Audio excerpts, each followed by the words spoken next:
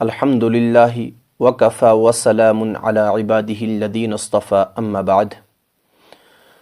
السلام علیکم ورحمۃ اللہ وبرکاتہ۔ سامعین مکرم، 15 شعبان کی رات اور 15 شعبان کے دن کے روزے کے حوالے سے ہمارے معاشرے کے اندر بہت ہی زیادہ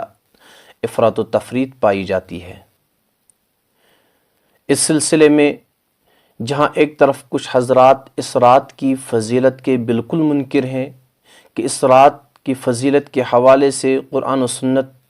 میں کوئی ثبوت نہیں ملتا، وہیں دوسری طرف کچھ حضرات اس رات کی فضیلت کے حوالے سے بہت زیادہ غلو کے شکار ہو گئے ہیں کہ انہوں نے اس رات کی فضیلت کو شب قدر کے برابر کر دیا۔ حالانکہ یہ دونوں باتیں جمہور علماء کے نزدیک صحیح نہیں ہے۔ جمہور علماء کی جو رائے اس حوالے سے ہے وہ یہ کہ اس رات کی فضیلت کے حوالے سے کتب احادیث میں جتنی بھی روایتیں وارد ہوئی ہیں ان تمام روایات کو جمع کر کے ان پر غور و فکر کرنے کے بعد یہ بات معلوم ہوئی اس رات کی فضیلت ثابت ہے۔ اس رات میں عبادت کرنے سے جو اجر و ثواب حاصل ہوتا ہے وہ دیگر دوسری عام راتوں میں عبادت کرنے سے حاصل نہیں ہوتا ہے۔ اس رات میں ہر ایک کو چاہیے کہ وہ عبادت میں مشغول ہو جائے، قرآن پاک کی تلاوت میں مشغول ہو جائے، نوافل و اذکار میں مشغول ہو جائے، اللہ پاک سے گڑ گڑا کر جن چیزوں کی ضرورت ہو، جو حاجات ہو، اللہ پاک سے طلب کرے۔ لیکن یہ بات یاد رکھیے کہ عبادت کے حوالے سے اس رات میں کوئی عبادت خاص طور پر متعین نہیں ہے۔ جہاں اس رات میں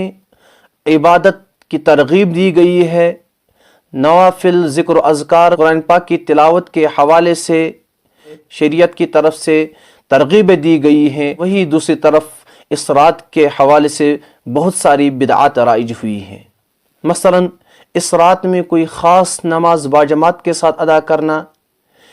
یا قبرستان میں جانے کو ضروری سمجھنا، قبروں پر چراغاں کرنا، موم بتیاں اگربتیاں قبروں پر رکھنا، وہاں پر روشنی رکھنا، قبر پر چاول رکھنا، یہ تمام وہ چیزیں ہیں جن کی شریعت میں کوئی اصل نہیں ہے، جن کی شریعت میں کوئی حقیقت نہیں ہے۔ بلکہ اس رات کے شب بیداری کے حوالے سے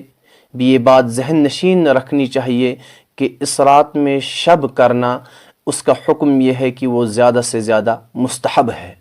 نہ فرض ہے، نہ واجب ہے، نہ سنت ہے، بلکہ مستحب ہے۔ مستحب کہتے ہیں کہ اگر کوئی شخص شب کرے تو بہتر ہے، اجر و ثواب کا مستحق ہوگا، لیکن اگر کوئی نہ کرنا چاہے تو اس پر کوئی گناہ نہیں ہوگا۔ لیکن بدقسمتی سے ہمارے معاشرے میں اس کے برعکس ہوتا ہے۔ ہمارے یہاں اس رات میں شب کرنے کو ضروری سمجھا جاتا ہے، اگر کوئی شب نہ کرے اس پر ملامت کی جاتی ہے، اور وہ شب بھی مسجد میں ہونا چاہیے، لاؤڈ اسپیکر کھولنا بھی لازم ہوتا ہے۔ یہ ایسی چیزیں ہیں جن کی شریعت میں اجازت نہیں ہے، بلکہ بہتر یہ ہے کہ ایک انسان کو چاہیے کہ اس رات میں عبادت اپنے گھر کے اندر کرے، نوافل پڑھے، ذکر و اذکار کریں، جتنا ہو سکے اللہ سے گڑ گڑائے، اللہ سے مانگے۔ مسجد کے اندر اجتماعی شکل میں شب کرنا اور پھر لاؤڈ اسپیکر آن کرنا یہ بدعت ہے، ناجائز ہے۔ شب برات میں اس قسم کی چیزیں ان کی شریعت میں کوئی اصل نہیں ہے۔ اور رہا 15 شعبان کے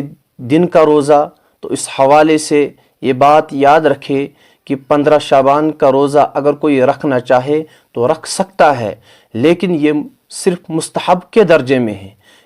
اس دن کے روزے کو سنت سمجھنا یا واجب سمجھنا یا فرض سمجھنا یہ بدعت ہے، اس کی بھی کوئی حقیقت نہیں ہے۔ ہاں، اگر کوئی ایام بیز کے روزے رکھتا ہو، ایام بیز کہتے ہیں ہر مہینے کی 13، 14، 15 تاریخ کو،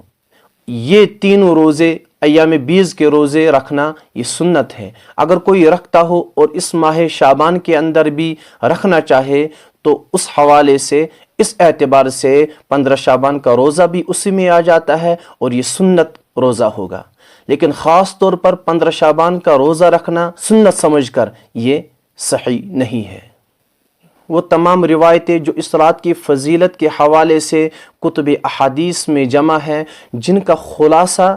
میں آپ حضرات کے سامنے پیش کرتا ہوں کہ اللہ پاک کی رحمت اس رات میں عام ہوتی ہے۔ حضرت نبی اکرم صلی اللہ علیہ وسلم کا فرمان ہے کہ اللہ پاک اس رات میں بندوں کی طرف متوجہ ہوتے ہیں اور بے شمار لوگوں کی مغفرت کرتے ہیں، بے شمار گناہگاروں کی گناہوں کو معاف کرتے ہیں، بے شمار وہ لوگ جو جہنم کے اندر ہوتے ہیں ان کو جہنم سے خلاصی ہوتی ہے۔ لیکن جہاں ایک طرف